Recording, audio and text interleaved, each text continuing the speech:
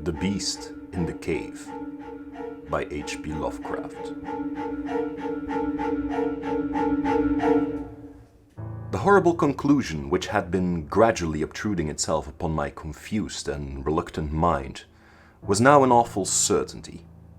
I was lost.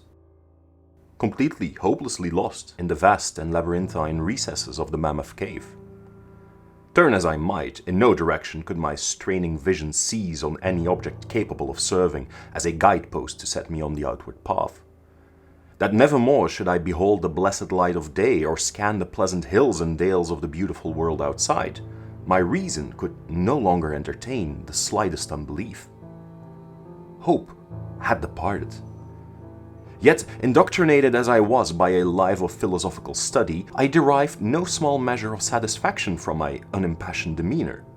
For although I had frequently read of the wild frenzies into which were thrown the victims of similar situations, I experienced none of these, but stood quiet as soon as I clearly realized the loss of my bearings.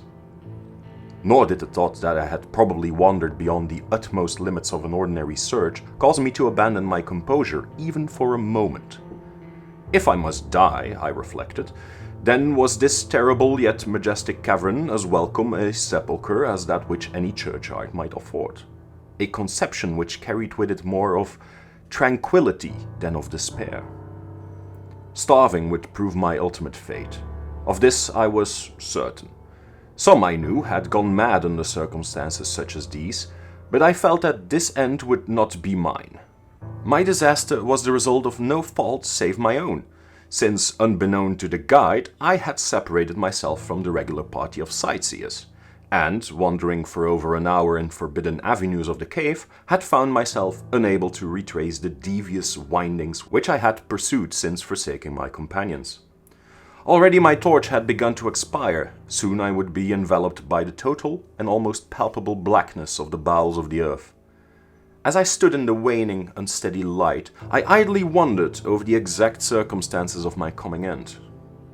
I remembered the accounts which I had heard of the colony of consumptives who, taking their residence in this gigantic grotto to find health from the apparently salubrious air of the underground world, with its steady uniform temperature, pure air, and peaceful quiet, had found, instead, death in strange and ghastly form. I had seen the sad remains of their ill-made cottages as I passed them by with a party, and had wondered what unnatural influence a long sojourn in this immense and silent cavern would exert upon one as healthy and as vigorous as I.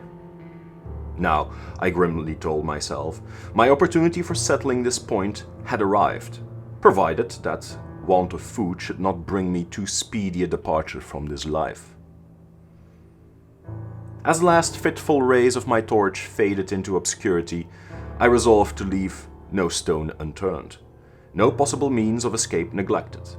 So, summoning all the powers possessed by my lungs, I set up a series of loud shoutings in the vain hope of attracting the attention of the guide by my clamor. Yet, as I called, I believed in my heart that my cries were to no purpose, and that my voice, magnified and reflected by the numberless ramparts of the black maze about me, fell upon no ears save my own. All at once, however, my attention was fixed with a start as I fancied that I heard the sound of soft approaching steps on the rocky floor of the cavern. Was my deliverance about to be accomplished so soon? Had then all my horrible apprehensions been for naught? And was the guide, having marked my unwarranted absence from the party, following my course and seeking me out in this limestone labyrinth? Whilst these joyful queries arose in my brain, I was on the point of renewing my cries in order that my discovery might come the sooner, when in an instant my delight was turned to horror as I listened. For my ever-acute ear, now sharpened in even greater degree by the complete silence of the cave, bore to my benumbed understanding the unexpected and dreadful knowledge that these footfalls were not like those of any mortal man. In the unearthly stillness of this subterranean region, the tread of the booted guide would have sounded like a series of sharp and incisive blows. These impacts were soft and stealthy, as of the padded paws of some feline. Besides, at times when I listened carefully, I seemed to trace the falls of 4 instead of 2 feet. I was now convinced that I had by my cries aroused and attracted some wild beast, perhaps a mountain lion which had accidentally strayed within the cave. Perhaps, I considered, the Almighty had chosen for me a swifter and more merciful death than that of hunger. Yet the instinct of self-preservation, never wholly dormant, was stirred in my breast, and though escape from the oncoming peril might but spare me for a sterner and more lingering death, I determined nevertheless to part with my life at as high a price as I could command.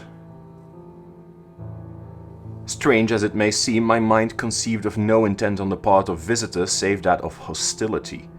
Accordingly, I became very quiet in the hope that the unknown beast would, in the absence of a guiding sound, lose its direction as I had, and thus pass me by. But this hope was not destined for realization, for the strange footfalls steadily advanced, the animal evidently having obtained my scent, which in an atmosphere so absolutely free from all distracting influences as is that of the cave, could doubtless be followed at great distance. Seeing therefore that I must be armed for defense against an uncanny and unseen attack in the dark, I grouped about me the largest of the fragments of rock which were strewn upon all parts of the floor of the cavern in the vicinity, and, grasping one in each hand for immediate use, awaited with resignation the inevitable result. Meanwhile, the hideous pattering of the paws drew near. Certainly, the conduct of the creature was exceedingly strange. Most of the time, the tread seemed to be that of a quadruped, walking with a singular lack of unison betwixt hind and fore feet. Yet at brief and infrequent intervals, I fancied that but 2 feet were engaged in the process of locomotion. I wondered what species of animal was to confront me. It must, I thought, be some unfortunate beast who had paid for its curiosity to investigate one of the entrances of the fearful grotto with a lifelong confinement in its interminable recesses.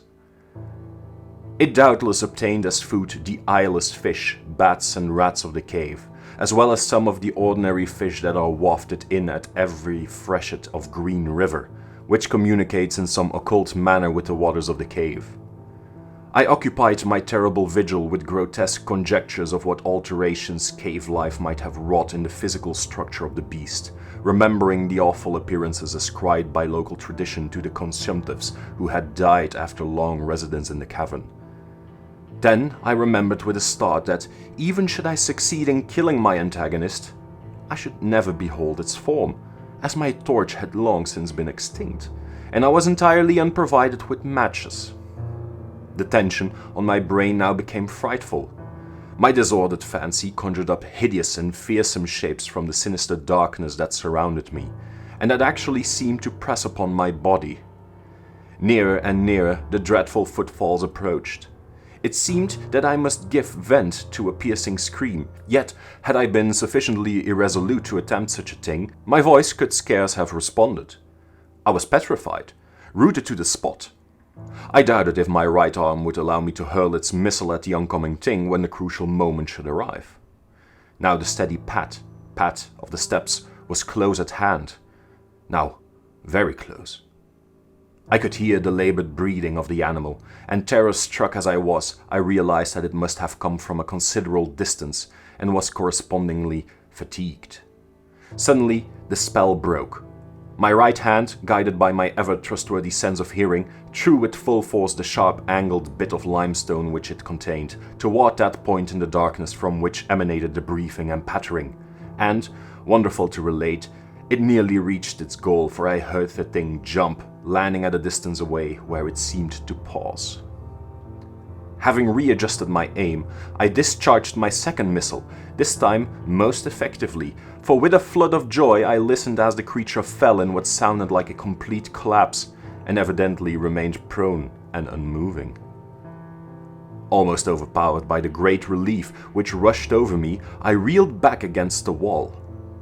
The breathing continued, in heavy, gasping inhalations and expirations, whence I realized that I had no more than wounded the creature, and now all desire to examine the thing ceased. At last something allied to groundless, superstitious fear had entered my brain, and I did not approach the body, nor did I continue to cast stones at it in order to complete the extinction of its life. Instead, I ran at full speed in what was, as nearly as I could estimate in my frenzied condition, the direction from which I had come. Suddenly I heard a sound, or rather, a regular succession of sounds. In another instant they had resolved themselves into a series of sharp, metallic clicks. This time, there was no doubt. It was the guide. And then I shouted, yelled, screamed, even shrieked with joy as I beheld the vaulted arches above the faint and glimmering effulgence which I knew to be the reflected light of an approaching torch.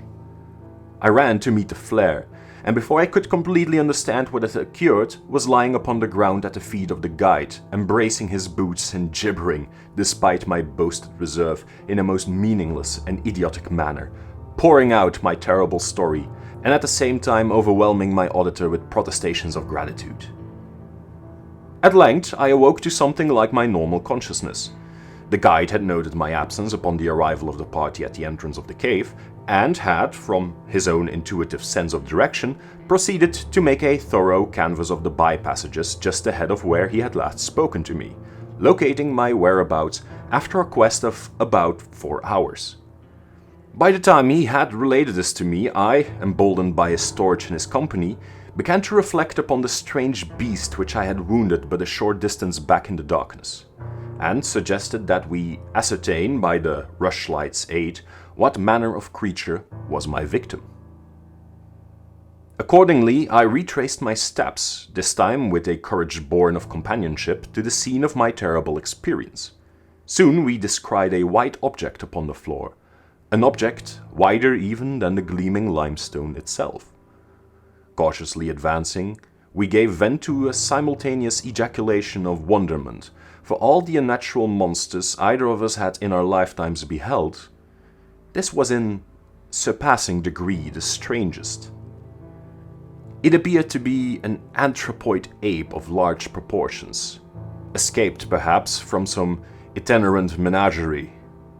Its hair was snow white, a thing due no doubt to the bleaching action of a long existence within the inky confines of the cave. But it was also surprisingly thin, being indeed largely absent save on the head, where it was of such length and abundance that it fell over the shoulders in considerable profusion. The face was turned away from us, as the creature lay almost directly upon it. The inclination of the limbs was very singular, explaining, however, the alternation in their use which I had before noted, whereby the beast used sometimes all 4, and on other occasions but 2 for its progress. From the tips of the fingers or toes long nail-like claws extended. The hands or feet were not prehensile, a fact that I ascribed to that long residence in the cave which, as I before mentioned, seemed evident from the all-pervading and almost unearthly whiteness so characteristic of the whole anatomy. No tail seemed to be present. The respiration had now grown very feeble, and the guide had drawn his pistol with the evident intent of dispatching the creature, when a sudden sound emitted by the latter caused the weapon to fall unused. The sound was of a nature difficult to describe. It was not like the normal note of any known species of simian, and I wondered if this unnatural quality were not the result of a long-continued and complete silence, broken by the sensations produced by the advent of the light, a thing which the beast could not have seen since its first entrance into the cave. The sound, which I might feebly attempt to classify as a kind of deep-toned chattering, was faintly continued. All at once, a fleeting spasm of energy seemed to pass through the frame of the beast. The pulse went through a convulsive motion, and the limbs contracted. With a jerk, the white body rolled over so that its face was turned in our direction. For a moment, I was so struck with horror at the eyes thus revealed that I noted nothing else. They were black, those eyes, deep, jetty black, in hideous contrast to the snow-white hair and flesh. Like those of other cave denizens, they were deeply sunken in their orbits and were entirely destitute of iris.